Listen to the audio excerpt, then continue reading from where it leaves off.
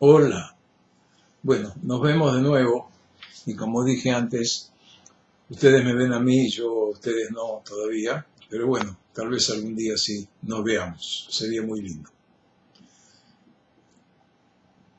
Vamos a seguir con la Biblia y hoy nos toca hablar un poquito de Samuel, reyes y personajes importantes dentro de nuestra historia que de alguna manera generan preguntas, como por ejemplo, ¿qué característica especial tenían estos personajes para tener el lugar que tienen dentro de la Biblia? Que los estudiemos, que tratemos de aprender de lo que ellos hicieron o no hicieron. Y luego esta misma pregunta nos va a servir cuando nos refiramos a los profetas. ¿Qué características tenían?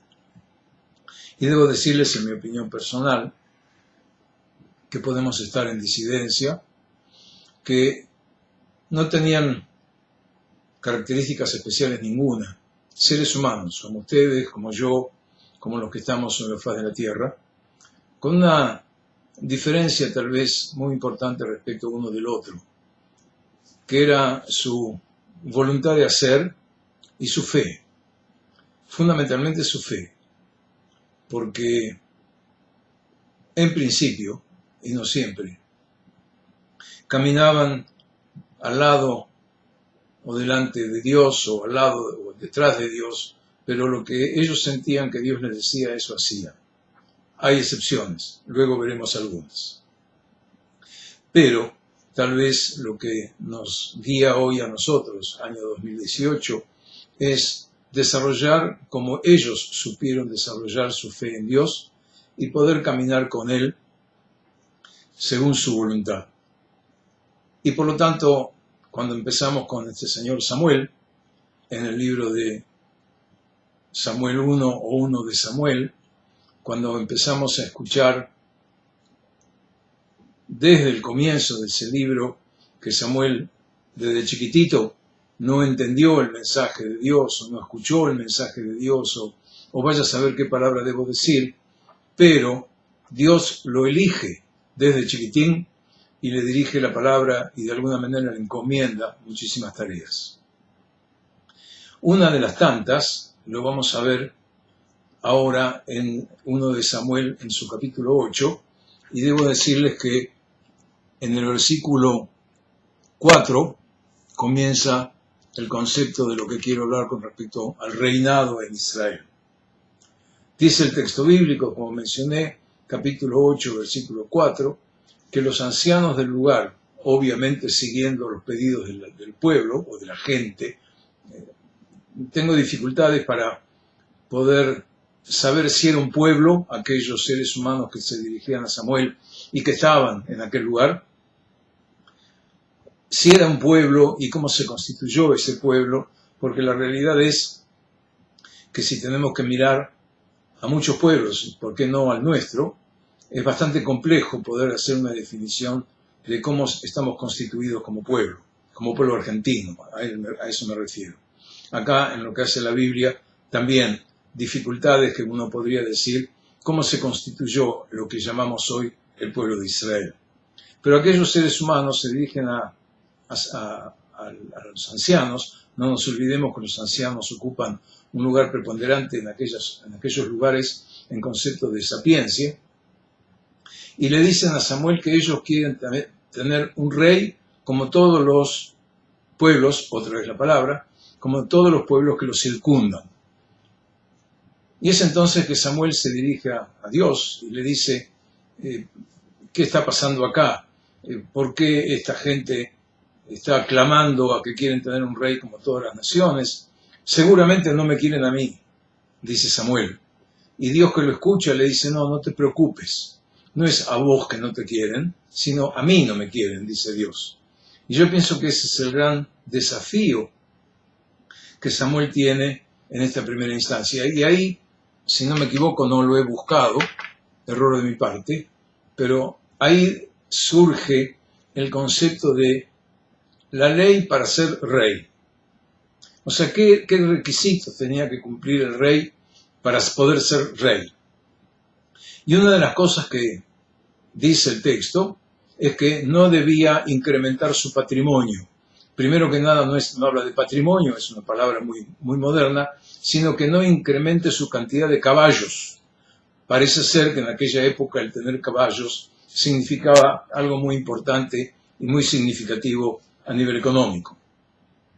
Que no incremente su poderío de caballos, que no tenga mujeres, sino que de alguna manera actuase de la forma o de la ley o con las leyes que Dios había ya dictado.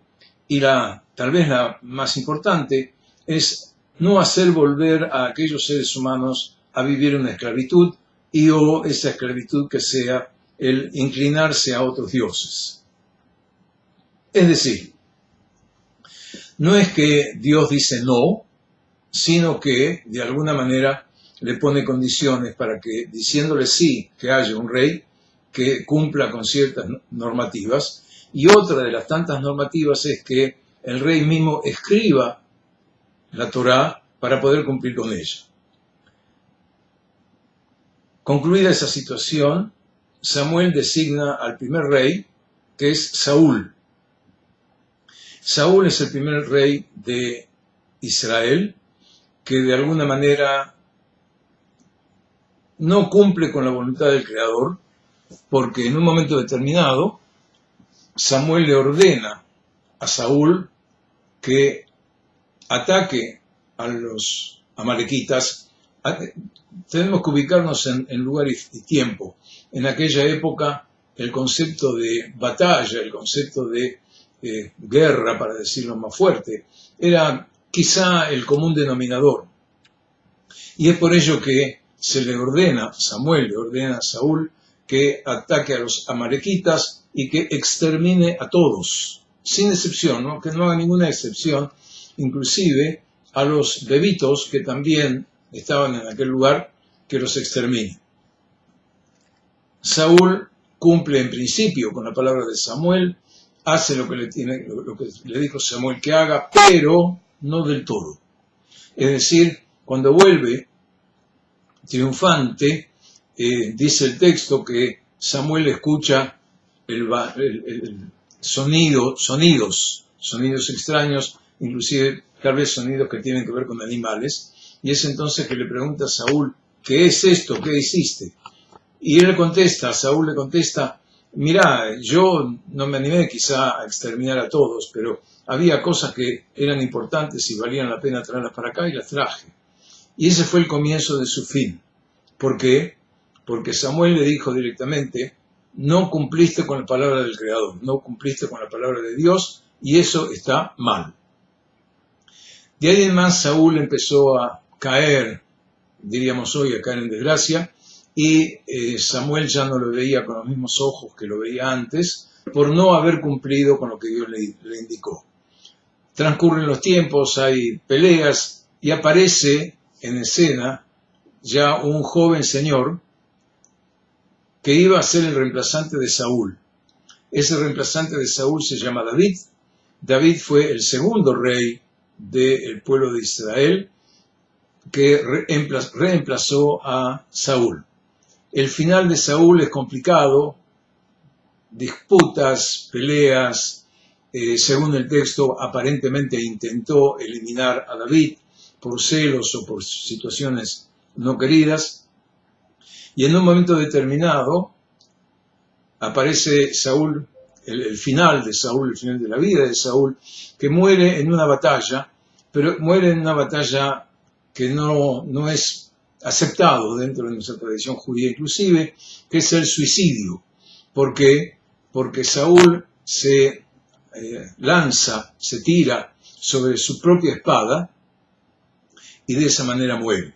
Entonces, nuestra tradición judía, lo pone en un lugar no muy querido al rey Saúl por haber terminado su vida de esa manera y haber peleado y haber hecho cosas con el rey David.